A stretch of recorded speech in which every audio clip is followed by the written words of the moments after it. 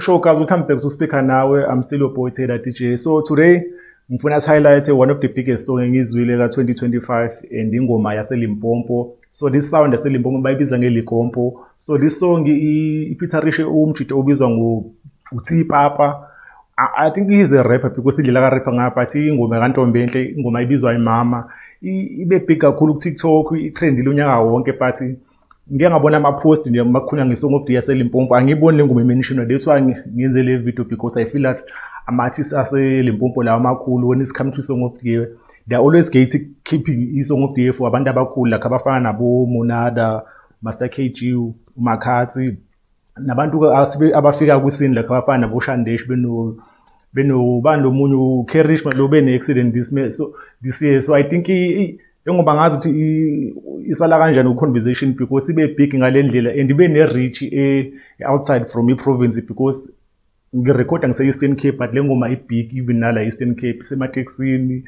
Last weeks ago I was in Durban ku Beach Festival, like Beach Festival eDurban nabantu aba more than 14,000. Lengoma ngangizwa idlala umunye DJ lapha because ingoma enkulu ine impact and abantu abaningi aba outside i-province yaseLimpopo baya-understand because ama-lyrics akhona nesiZulu. So ikhona nje interview ngeke ngayibuka lapha kule podcast yaseLimpopo ekade iyenziwe one of my favorite producers akhona eMzansi lapha uBabethe Housing usebenza kakhulu noMakhathi lapha but there's one issue akanayo about ama-artists aseLimpopo enza i-sound ndinefeaturisha abantu abamaZulu. So lo comment yakhe nje ngangizwe nje nami uthi I think i-off. So I think banakho nalokho abantu baseLimpopo la beLinkompo ukuthi umuntu umekasebenza la kuMaster KG ngoba esebenza noMcebozi wodwa no DJ Tira.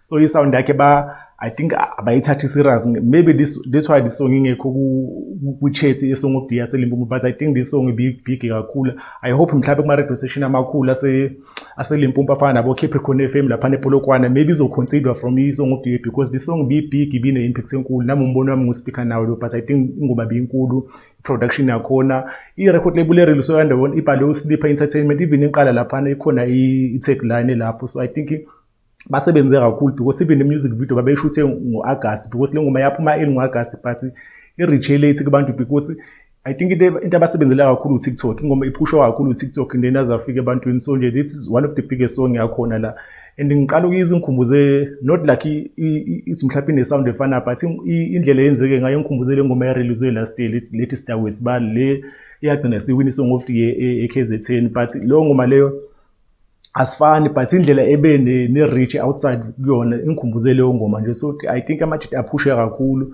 I hope abantu baseLimpopo ba-proud ngaleyo ngoma. I hope nawo Ntombi enhle loyo maybe ukule scene ye-market eLikompo because no ingoma ayiyasho and umjita lona orapper yona ngiyafisa umuzwa kwenye ingoma because I think you good indlela aflow ngawo ngikhumbuza uFoka. That is the only guy owazi ukurapper kwi-house. So I think this guy lo uTipapa naye umunye owazi ukurapper within iLikompo. So nje ingoma nje ihlangene. So uSpeaker Nawe sithi highlight lokho because sawuthanda umusic utrend sa appreciate production right because ingoma ayiproduciwe. So ingoma nje khona lapha ku YouTube music ikhona music video uzoshare ama link below. So yeah, anyway sekhona ku Twitter @Speaker Nawe, sikhona ku TikTok c.speaker.nawe and then sikhona na ku Facebook Speaker Nawe, sikhona ku Twitch Speaker Nawe.